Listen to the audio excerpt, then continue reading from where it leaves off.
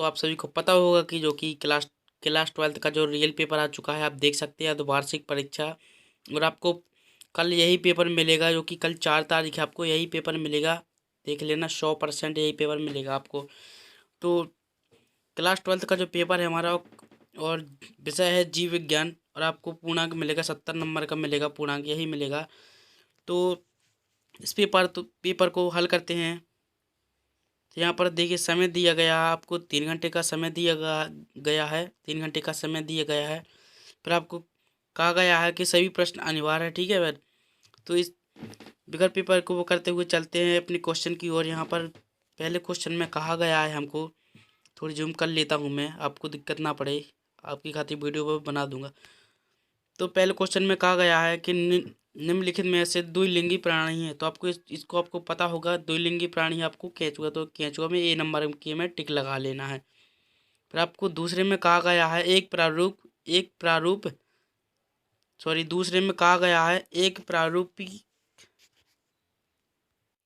तो दूसरे में कहा गया है एक प्रारूपिक आवृत्तिजीवीय भ्रूकोण होता है। तो कुछ गलती माफ करना। तो दूसरे का जो आंसर आपको बता देता हूँ। दूसरे का आंसर है, आपको ये वाले में टिक लगा लेना है, 8 केंद्रीय व 7 कोशिकीय। तो इसमें टिक लगा लेना है। चलते हैं तीसरे क्वेश्चन की ओर। तो तीसरे में कहा गया है सरटोलिक कोशिकाएं पाई जाती है। तो सरकोलिक कोशिका तो वृषण में पाई जाती है। तो आपको ए नंबर में टिक लगा लेना है। फिर हम चौथी में चलते हैं। डीएनए डीएनए -आरएनए का संश्लेषण होता है, संश्लेषण कहलाता है। तो संश्लेषण आपको परिवर्तन में संश्लेषण होता है। तो डी नंबर का टिक लगा लेना है। फिर पांचवा है हमारा, थोड़ी जूम करके दिखा देता हूँ। पांचवा है हमारा, मनुष्य में रोग कारक होते हैं। तो रोग कारक आपको बाहर से होते हैं, तो आपको विषाणु कर लेना है टिक। फिर आपको छठवां में दिखा देता हूँ। डीएनए का द्वि कुंडलित मॉडल प्रतिपादित किया। तो ये आपको आंसर, आपको इसका मुझे पता नहीं है, इसका आप कमेंट में ही बता सकते हैं, लेकिन मैं आपको 60% के लगभग सही निकलेगा। तो आपको टिक लगा लेना है आपको मार्ग ने। तो यहाँ पर सी नंबर का टिक लगा लेना है। फिर हमारा सातवां है, बायोगैस को कहा जाता है। तो आपको बायोगैस को पता होगा, बायोगैस ही कहा जाता है। तो आपको टिक लगा लेना है बी नंबर का में। फिर हम चलते हैं दूसरे क्वेश्चन की ओर।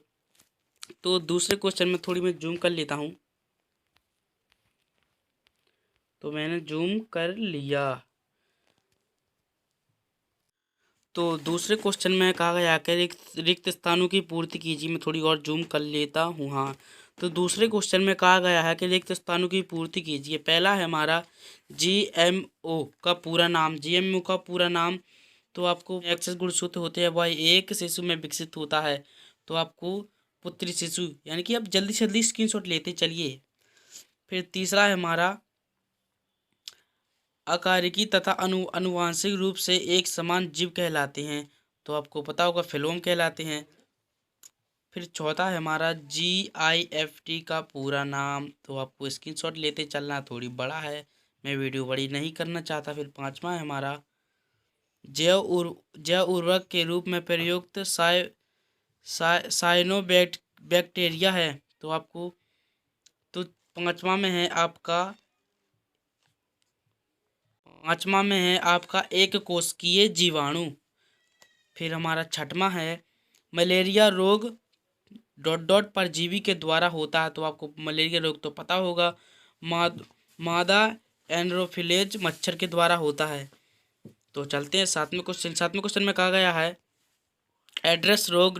विषाणु के द्वारा होता है। तो HIV बीजाणु के द्वारा होता है। तो इस प्रकार से हमारे जो क्वेश्चन है हल होते हुए, फिर चलते हैं तीसरे क्वेश्चन की ओर। तीसरे सही जोड़ी में वो लगाया है प्रथम शंकर पीढ़ी।